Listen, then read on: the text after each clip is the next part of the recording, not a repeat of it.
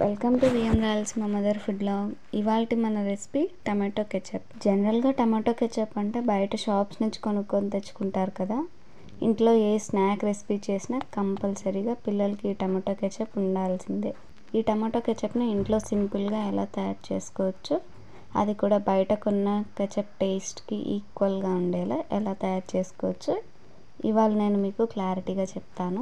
So ఈ రెసిపీని first నుంచి లాస్ట్ వరకు స్కిప్ చేయకుండా చూసి అస్సలు వంట రాని వాళ్ళు కూడా ఇంకా టమాటో కెచప్ బయట కొనే పని లేకుండా ఇంట్లోనే సింపుల్గా చేసేసుకోవచ్చు.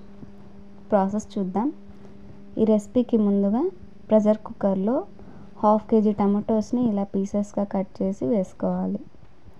తర్వాత అందులోనే 4 వెల్లుల్లి, కొంచెం దాల్చిన చెక్క, 2 లవంగాలు, కొంచెం ఆనియన్, 4 ఎండుమిరపకాయలు, కొన్ని నీళ్ళు, రుచికి సరిపడా సాల్ట్ యాడ్ చేసి కుక్కర్ మూత పెట్టి 4 to 5 విజిల్స్ వచ్చేంత వరకు ఉడికించుకోవాలి.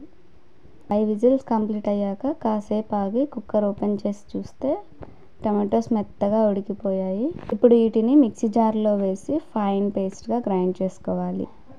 ఇప్పుడు గ్రైండ్ చేసుకున్న పేస్ట్ని స్ట్రైనర్లో వేసి ఫిల్టర్ చేసాము. ఇలా ఫిల్టర్ చేసుకోవడం వల్ల టమాటో విత్తనాలు, తొక్కలు లాంటివి లేకుండా సాస్ సిల్కీగా ఉంటుంది. ఇప్పుడు ఫిల్టర్ చేసుకున్న టమాటో పేస్ట్ని స్టవ్ మీద పెట్టి లో ఫ్లేమ్లోనే దగ్గర పడేంత వరకు ఉడికించుకోవాలి. ఇలా ఉడుకుతూ ఉండగా 3 టేబుల్ స్పూన్స్ షుగర్ యాడ్ చేసి కలుపుతూ ఉడికించుకోవాలి. ఇలా ఈ కన్సిస్టెన్సీలోకి వచ్చాక 1 table spoon lemon juice add చేశాను. మీకు వెనిగర్ అవైలబుల్లో ఉంటే వెనిగర్ యాడ్ చేయండి, లేదు అంటే లెమన్ జ్యూస్ని యాడ్ చేసుకుంటే సరిపోతుంది. కన్సిస్టెన్సీలోకి వచ్చాక కెచప్ని పూర్తిగా చల్లారనివ్వాలి. కంప్లీట్గా చల్లారిన తర్వాత మనకి ఈ కెచప్ ఇంకా థిక్గా ఉంటుంది. సో మనకి పర్ఫెక్ట్గా షాప్లో దొరికే టమాటో కెచప్ ఏ కన్సిస్టెన్సీలో అయితే వస్తుందో అలాగే వచ్చింది.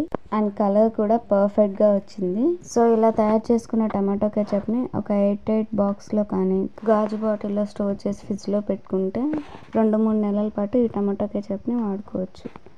మరి ఇంకా బయటకు వెళ్ళి కొనే పని లేకుండా ఈసారి ఇంట్లోనే ఇలా ట్రై చేసి చూడండి, చాలా పర్ఫెక్ట్గా వస్తుంది. అలాగే మీరు ట్రై చేసిన తర్వాత మీకు ఎలా వచ్చిందో మాకు కామెంట్ చేసి మీరు ట్రై చేసిన ఆ రెసిపీ పిక్ని మా ఇన్స్టాగ్రామ్ని ఫాలో అవుతూ నాకు ట్యాగ్ చేయండి.